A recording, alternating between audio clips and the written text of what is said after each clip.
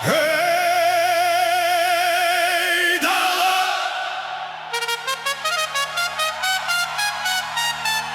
dağlar,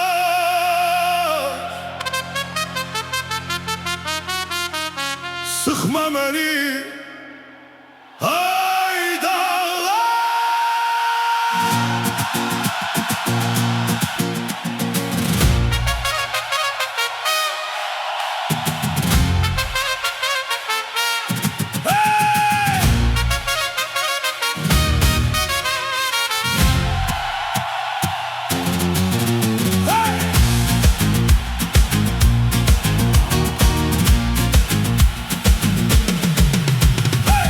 üstünden karvan yürümez, sıktı dumanların dağlar. Yazda yayda hiç erimez, kuzeylerde karın dağlar. Sert bakırsan sir vermirsen, yolcunu da tez seçirsen. Gaya kimi susup durup, gönlü otta köz edirsen. Sıktı dumanların dağlar, dağlar, kuzeylerde karın dağlar, dağlar. Yaman günde üzün dönmez,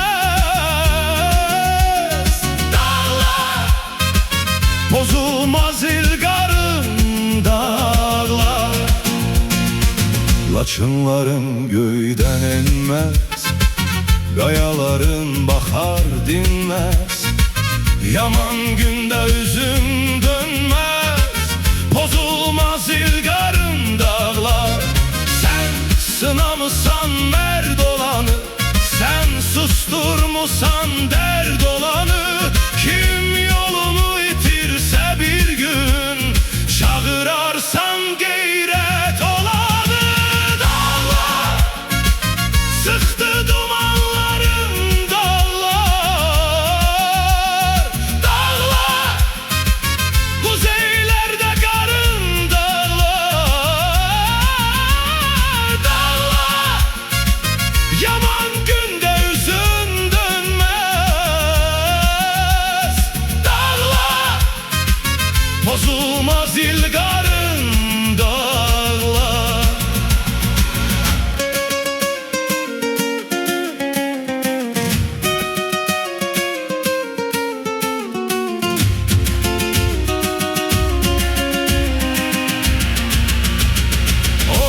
Yalda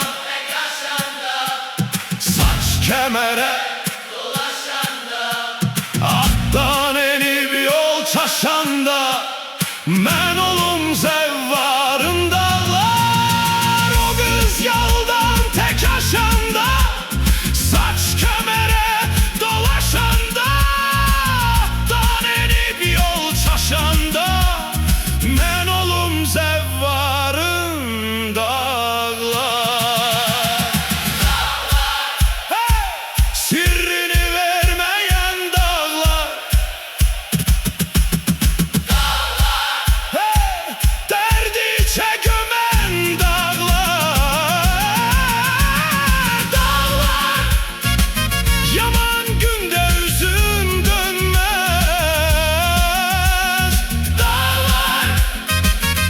Bozulmaz ilgarın dağlar.